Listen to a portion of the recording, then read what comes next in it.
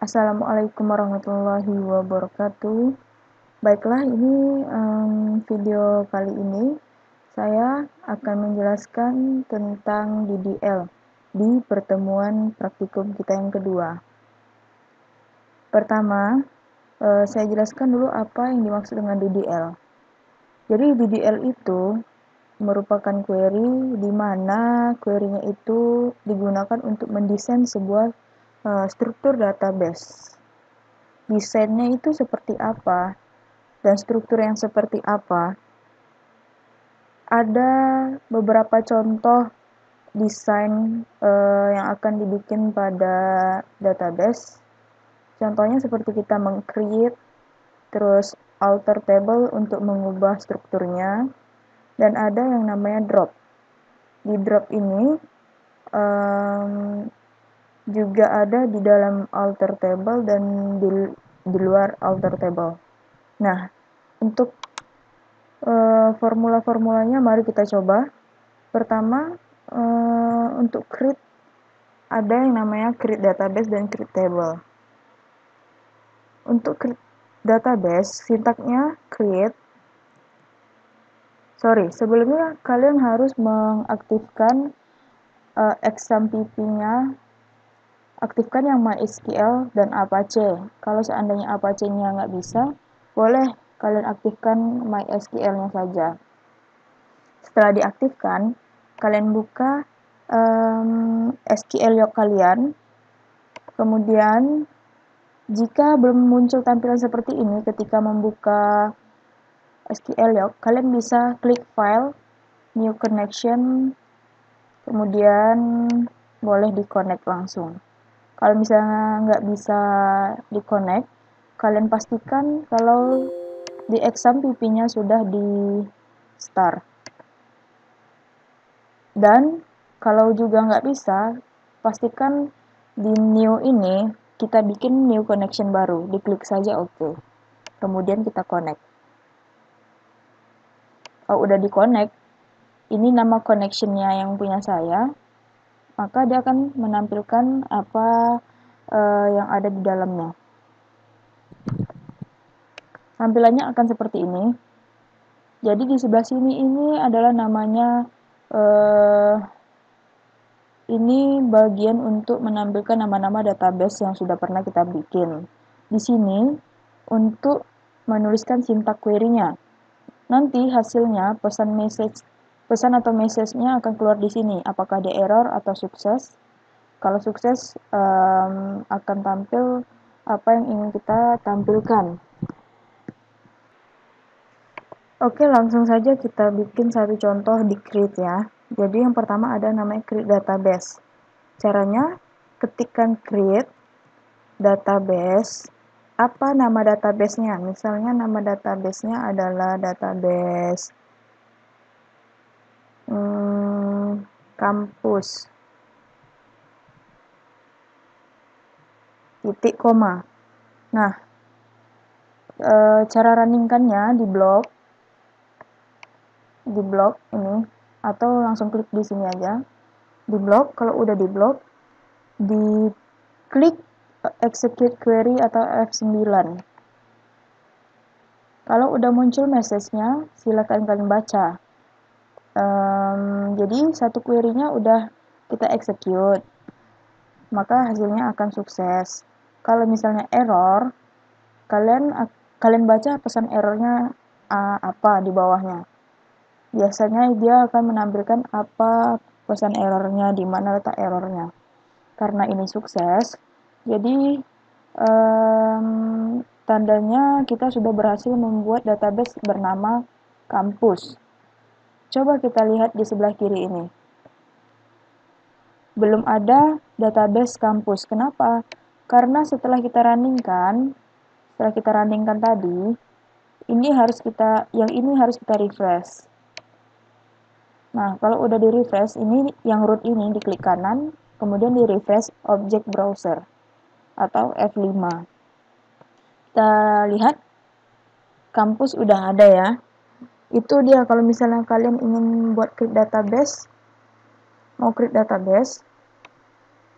yang ini harus di refresh kembali biar kalian bisa memastikan bahwa database kampus sudah terbuat.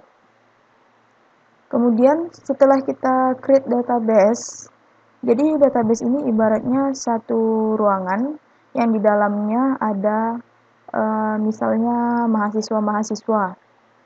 Jadi antara mahasiswa satu sama mahasiswa yang lainnya itu saling berelasi. Nah, itulah yang akan kita gambarkan seperti table di dalam database. Jadi di dalam database ini kita lihat apakah ada table di dalamnya. Caranya show tables. Pakai S di belakangnya. Diruningkan kemudian nah, dia menampilkan table in absensi PKL, tabel di database absensi PKL. Kenapa yang muncul tabel absensi PKL? Karena tadi yang saya klik adalah absensi PKL. Caranya kita harus masuk dulu ke database-nya. Use kampus. Sukses. Kalau udah sukses, ini tandanya kita sudah berhasil masuk ke dalam database kampus. Kalau sudah berhasil masuk, kalau sudah sukses, tandanya database-nya akan bold, akan tebal. Ini tandanya kita mengaktifkan database. Kalau sudah masuk ke dalam tabelnya, masuk ke dalam database kampus, maka kita sudah bisa meng-create tabelnya. Caranya, create table. Apa nama tabelnya? Misalnya tabel jurusan. Nah, buka kurung ya, bukan kurung kurawal. Buka kurung, ID jurusan. Diikuti dengan nama field atau nama kolom, nama field, kemudian tipe datanya apa? Tipe datanya misalnya char. Kita kasih value-nya 5. Kemudian ID jurusan ini merupakan primary key. Dan dia not null.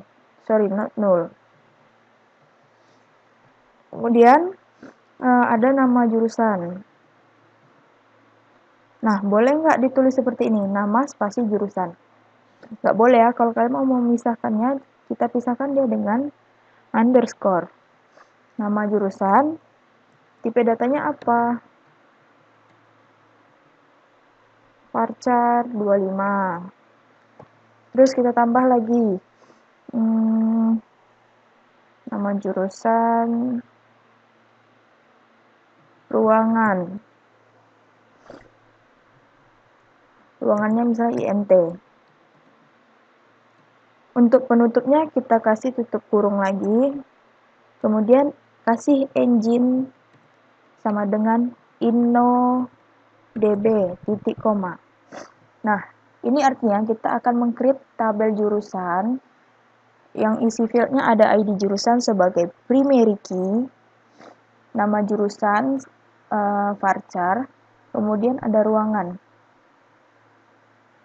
Primary key itu apa? Primary key itu merupakan kunci atau sebagai identitas atau bisa disebut dengan field yang isinya nggak boleh ada yang sama. Jadi ibaratnya seperti ini. Misalnya tabelnya mahasiswa, misalnya ya, tabelnya mahasiswa. Nah, mahasiswa ini identitas mahasiswa itu apa aja sih? Ada NPM, ada nama, ada tanggal lahir, alamat. Yang jadi identitas diri kita sebagai mahasiswa, ada apa yang menjadi identitas diri kita sebagai mahasiswa yang tidak ada sama identitasnya dengan mahasiswa lain. Pastinya NPM kan? Jadi NPM kita nggak akan ada sama dengan NPM mahasiswa-mahasiswa yang lain. Nah, itulah yang akan jadi primary-nya. Itu yang akan menjadi primary key-nya. Jadi nanti suatu saat primary key ini fungsinya akan menghindari data yang sama. Ketika kita udah inputkan data NPM, misalnya npm 101. Data kedua kita inputkan npm 101 lagi. Dia akan menampilkan pesan error karena ada data yang sama. Kemudian nama jurusan, varchar udah. Nah, ini kan koma, di akhirnya selalu diikuti dengan koma. Tapi kalau untuk field yang terakhir, nggak perlu kalian kasih koma lagi. Karena kalau dikasih koma, di bawahnya harus ada field yang baru. Jadi karena ini field yang terakhir kita inputkan, nggak perlu dikasih koma. Engine InnoDB. Engine InnoDB ini fungsinya adalah ketika misalnya ini, di dalam kita bikin dua tabel, misalnya jurusan dan jurusan 1.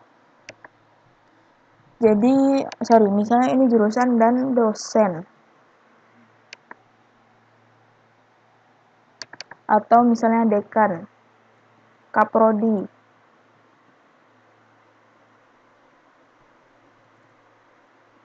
Dekan aja.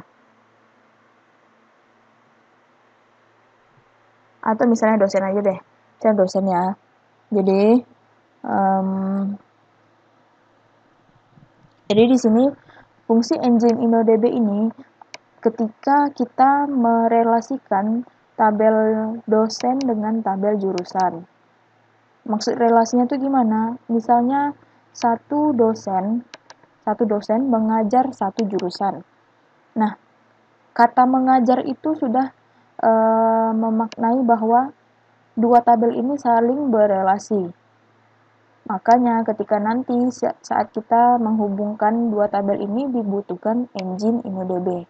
Tapi karena sekarang kita belum masuk ke relasi, untuk menghindari kesalahan ketika suatu saat kalian sudah bikin tabelnya nih, tapi kalian akan nambah tabel dan kemudian tabelnya itu akan berelasi. Untuk antisipasinya kita tambahkan engine InnoDB saat kita inputkan, saat kita meng-create table. Oke, paham ya? Kemudian cara runningkannya sama. Nah, sebelumnya saya jelaskan dulu kenapa saya bikin tanda buka kurungnya di sini, kemudian di bawah nama fieldnya. Kenapa nggak satu baris aja? Seperti create database ini kan satu line. Sebenarnya bisa. Seperti ini kalau misalnya satu baris.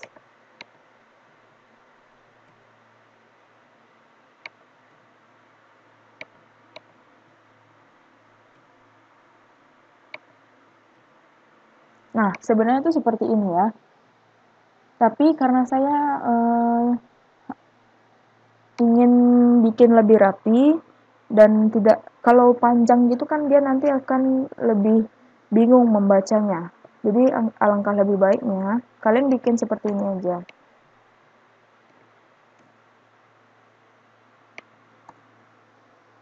Nah, begini. Cara runningkannya gimana? Kalau yang ini kan tadi satu baris. Kalau seperti ini runningkannya dari create sampai titik koma. Dari create sampai titik koma, ini dinamakan satu query ya. Kalau ini satu query. Kalau kita runningkan yang ini masih satu query, cuman dia dipisah, hanya buat lebih rapi aja ke bawah. Bukan berarti ini 5 query. Query itu diakhiri dengan titik koma. Kalau sudah diblok, dirunningkan, kemudian pesannya apa? Satu query execute, satu query ya, satu sukses. Nah, kalian runningkannya jangan diblok dari atas, dari awal sampai terakhir baru kalian running ya. Alangkah lebih baiknya yang di running itu satu per satu. Satu query. Kenapa? Karena itu akan mengurangi kesulitan kita ketika ada error. Jadi nanti kalau misalnya kalian running kan nih semua sampai line-nya sampai bawah banyak, ketika error kalian nanti bingung bacanya yang mana. Jadi lebih baik satu per satu. Oke, karena udah berhasil, udah sukses. Ini kalau kita runningkan lagi, dia bakalan error. Kenapa? Lihat errornya apa? Error code-nya apa? Pesan errornya, tabel jurusan already exist. Jadi, tabel jurusan udah berhasil kita bikin. Kalau kita running kan, itu artinya kita create lagi tabel jurusan. Dia nggak boleh ada tabel yang sama namanya. Jadi, karena tadi udah sukses berarti tabel jurusan sudah terbuat. Pas kita running kan lagi, itu tandanya kita nge-create tabel jurusan lagi, maka dia akan error. Paham ya? Kemudian karena tadi kan udah sukses nih, kita running kan tapi error. Yang penting tadi pertama kita sudah sukses. Jadi kita mau lihat tabelnya udah ada belum. Show tables. Nah, tables in campus, tabel di database kampus ada jurusan, ada tabel jurusan. Berarti yang tadi sudah berhasil. Cara melihat isi struktur yang ada di dalam tabel jurusan bagaimana? Caranya describe, jurusan, titik koma. Nah, ini dia tadi field-field yang kita bikin. Ada ID jurusan, nama jurusan, dan ruangan. Ini tipe datanya, key-nya jadi primary key ya.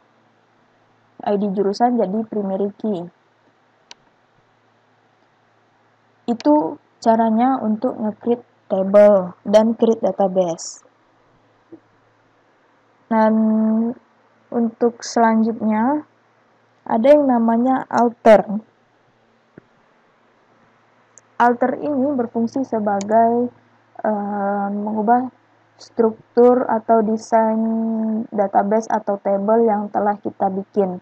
Jadi contohnya begini, ini udah kita bikin nih tabelnya, tapi ternyata ada yang kurang kita tambahin, ada yang kurang fieldnya, mau kita tambahin, atau ada yang salah nih, misalnya nama jur, tapi kita mau ganti jadi nama jurusan. Caranya pakai alter table. Yang pertama, alter table itu ada yang namanya add. Misalnya, kita mau nambahkan satu field lagi. Alter table. Apa nama tabelnya? Nama tabelnya jurusan. Kemudian add. Misalnya kita mau nambahin satu field yaitu field dosen, nama dosen. Nama dosen. Tipe datanya varchar 25. Titik koma. Kita blok, kemudian dirunningkan. Sukses. Kemudian kita lihat lagi, sudah berhasil belum? Nah, nama dosen sudah langsung ditambahkan paling bawah ya setelah ruangan.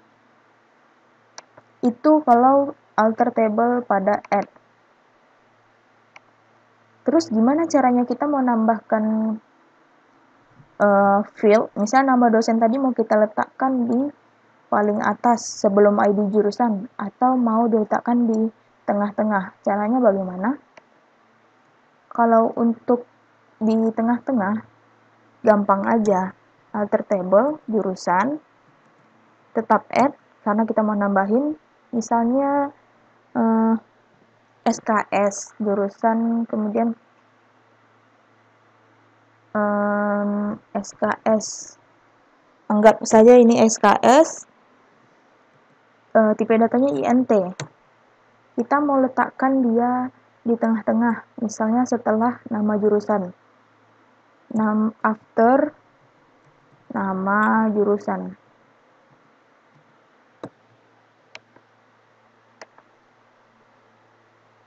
Oke, berhasil ya. Coba kita lihat lagi.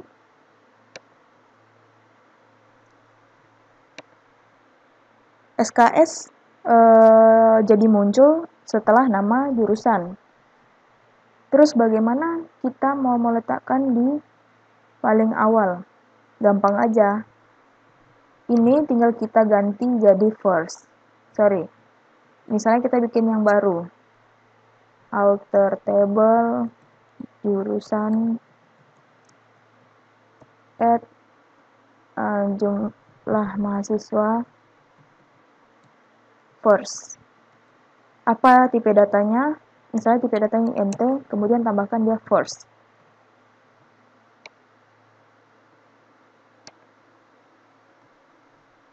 Sukses, kemudian di describe, jumlah mahasiswa langsung muncul di awal. Bisa nggak dia menggunakan before? Nggak bisa, karena kalau misalnya diletakkan before, misalnya before SKS atau before ruangan. Before ruangan sama aja kan dengan after SKS. Nah, kalau misalnya mau letak di before apa ya, misalnya before jumlah mahasiswa, itu sama aja artinya dengan first. Nah, jadi dia tidak menggunakan sintak before. Itu kalau untuk yang add. Terus bagaimana misalnya ID jurusan tadi kita lupa untuk menambahkan primary key-nya. Misalnya primary key-nya kita lupa nih untuk bikin seperti ini nih. Seperti ini, kita lupa bikinnya. Tapi sudah terlanjur kita bikin tabelnya. Gimana caranya? Tetap sama, kita menggunakan add di alter table, add primary key. Primary key-nya mau letak di mana misalnya? Misalnya primary key-nya letak di ID jurusan. Ini misalnya kondisinya ID jurusan ini belum kita masukkan pria. Ini contoh aja, jangan di running. ID jurusan, tutup kurung, titik koma. Nah, gini ya caranya misalnya kalian lupa untuk memasukkan primary key-nya.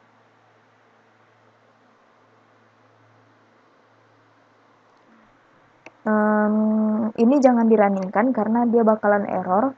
Kenapa error? Karena sudah ada primary key-nya di ID jurusan.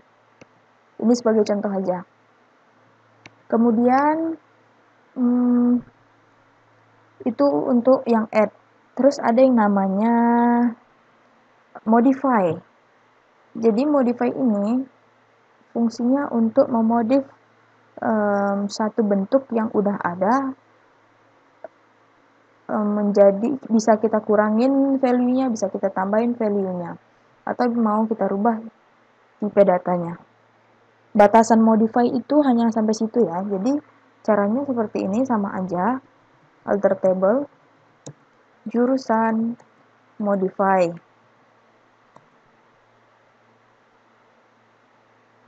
Nah, yang mau dimodif apa? Misalnya kita mau ganti ruangan jadi char.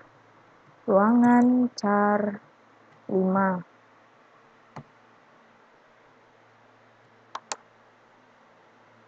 Di running.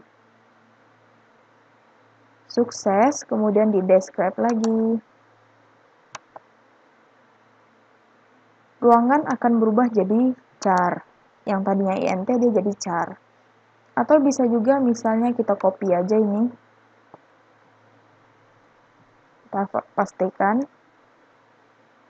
Kita mau modify ruangan juga. Charnya 5, kita ganti jadi charnya 15. Di blok.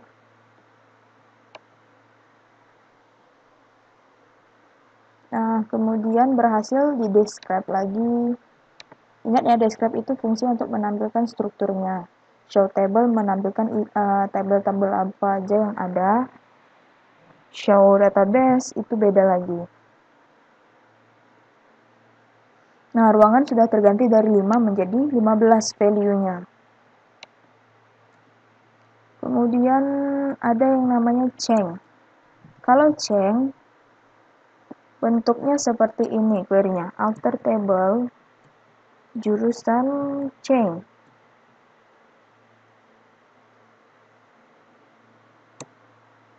Nah, change ini fungsinya untuk merubah. Apa bedanya change dengan modify?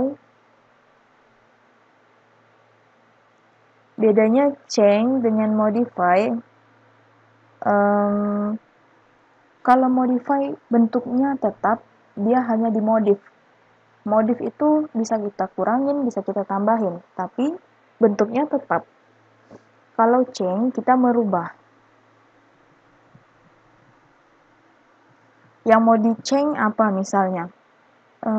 Misalnya ruangan ini kita change jadi kelas, kemudian IP datanya adalah varchar. Kalau misalnya char pun juga nggak masalah ya, char tetap 15 pun juga nggak masalah.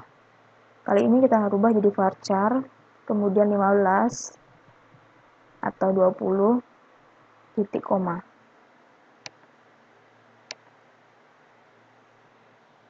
Sukses, kita describe lagi. Nah, dia berubah dari ruangan jadi kelas, dari char jadi varchar. Kemudian ada juga yang namanya drop. Drop ini ada dua ya, drop dengan menggunakan alter table atau drop tanpa alter table. Kita masih bahas alter table, jadi kita bahas drop yang pada alter table. Fungsinya adalah untuk menghapus field-field yang tidak kita butuhkan. Misalnya kita menghapus field SKS, alter table jurusan, drop SKS.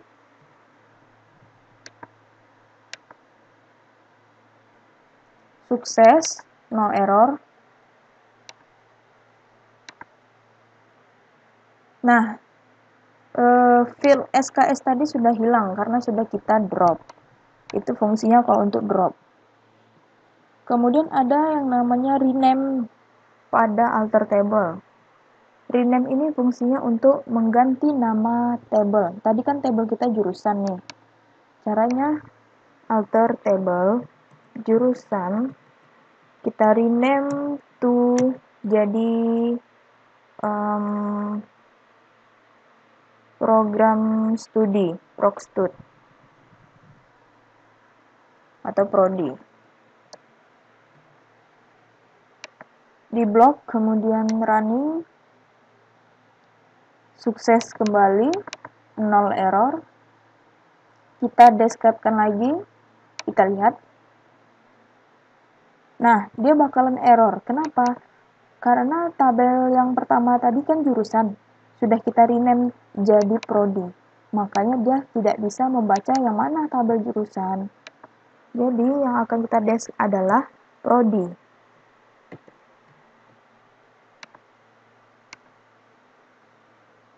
Oke, muncul. Nah, jadi itu seputar alter table ya. Ada add, ada modify, ada change, ada drop, dan rename. Kalau yang saya bilang tadi ada drop tapi di luar alter table, itu fungsinya adalah untuk misalnya mau drop ini fungsinya menghapus ya. Jadi kalau nggak pakai alter table, dia bisa untuk menghapus table. Drop table, nama tabelnya apa? Titik koma. Kemudian ada drop database, nama databasenya apa? Nah, begitu ya caranya. Dan kemudian ada juga kemarin saya jelaskan di pertemuan pertama, ada operasi perhitungan pada DL. Contohnya seperti ini. Select, perhitungan itu atau aritmatika kan seperti tambah, kurang, kali, bagi.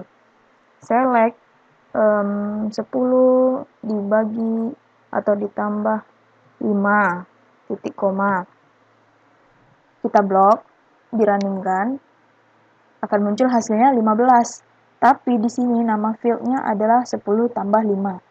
Kalau mau diganti bisa juga kita gunakan S total. Nah, dia akan berubah jadi total. Kalau perhitungan, operasi perhitungan seperti ini. Kemarin ada juga yang saya sebutkan operasi karakteristik yang seperti like. Itu akan kita bahas di pertemuan berikutnya. Kemudian ada namanya operator logika. Ada juga namanya operator perbandingan. Nah, itu kalian bisa pelajari sendiri. Gampang kok. Terus ada juga yang namanya untuk menampilkan, misalnya begini. Select now. Select now ini fungsinya menampilkan tahun, bulan, dan tanggal. Kemudian jam, menit, detik saat kalian merunningkannya. Ada juga namanya select version. Select version, terus current date.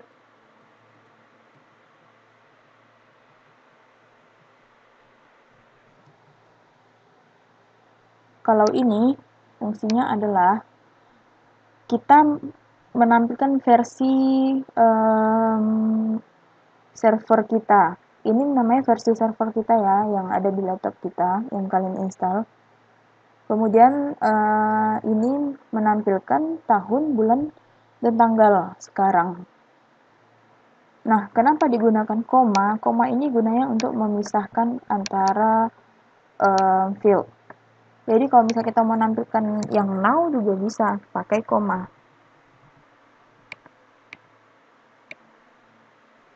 Dia akan muncul ke samping.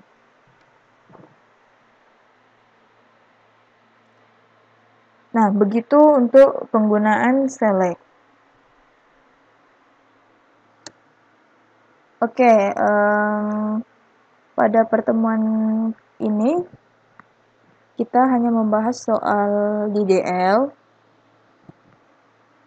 Sudah dibahas tentang alter, create, and drop. Untuk pertemuan selanjutnya mungkin kita akan membahas tentang DML. Jadi pada pertemuan kali ini saya harap teman-teman semua sudah bisa memahami apa yang ada dalam DDL, sintak-sintaknya apa aja dan bagaimana menggunakannya. Silahkan kalian kerjakan latihan yang ada di PowerPoint slide terakhir. Kerjakan sesuai dengan peraturannya menggunakan PDF, jangan pakai Word. Terus caranya misalnya seperti ini ya. Untuk soal-soalnya kan ada disuruh bikin table. Nanti kalian bikin outputnya di screenshot. Ini outputnya di screenshot. Query-nya juga di screenshot atau di copy boleh. Query-nya apa? Sesuai dengan soalnya disuruh apa ya. Jadi output screenshot. Kemudian boleh di copy juga atau boleh di screenshot juga query-nya. Oke. Sampai di sini pembahasan kita tentang DDL. Assalamualaikum warahmatullahi wabarakatuh.